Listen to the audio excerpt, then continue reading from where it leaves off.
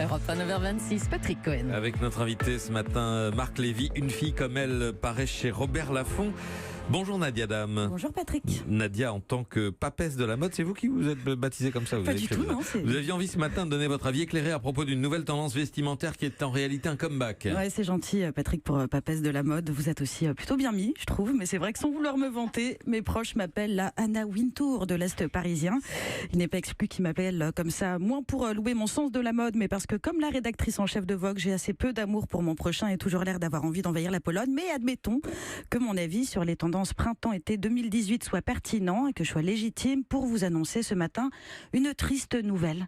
Un comeback dont on se serait bien passé qui va s'abattre sur l'Europe cet été et qui risque de nous causer bien plus de mal que tous les autres fléaux estivaux, comme les photos de pieds sur Instagram, les chipolatas brûlés dehors, crus dedans, les hommes en pantacourt ou le tube de l'été Despacito.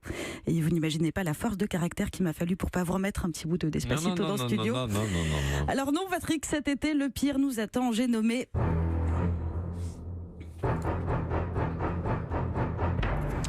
le retour des Crocs.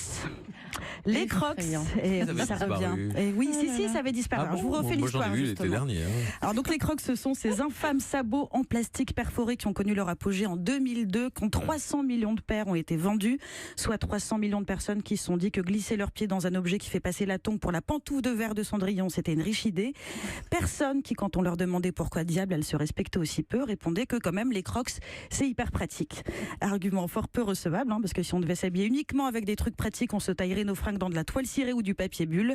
Alors heureusement, les gens avaient retrouvé la raison. Ils avaient boudé ce qui convient d'appeler le cancer du pied jusqu'à aujourd'hui, parce qu'en avril, sur le site de vente aux enchères eBay, 15 000 paires ont été vendues, soit 20 par heure, et 25 000 recherches ont été effectuées avec le mot croc. D'ailleurs, on ne sait pas comment ça se prononce. Certains disent crocs, d'autres crocs, et ça, c'est mauvais signe. En général, quand on n'arrive pas à prononcer le nom d'un truc, c'est qu'on peut totalement s'en passer. Par exemple, on vit très bien sans savoir si la ministre des Solidarités et de la Santé s'appelle Agnès Buzyn ou Buzyn.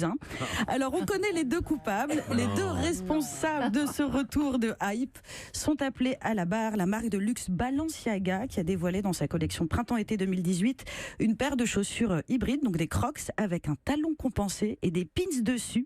Alors, tant qu'à y mettre les trucs les plus laids, ils auraient pu y coller un sapin magique senteur marine, un imprimé léopard et des épaulettes. Et le pire, c'est que ce modèle est déjà en rupture de stock. L'autre responsable, c'est ce phénomène qui consiste à remettre au goût du jour des phénomènes de mode du passé, alors que ça n'a aucun sens. S'infliger des trucs du passé, c'est comme ressortir avec un ex ravaler son vomi ou réécouter Despacito en 2018. Pardon, j'ai aucune volonté. Non. Je suis désolée. En plus, on a Marc Lévy aujourd'hui. Je sais. Merci Nadia Dame.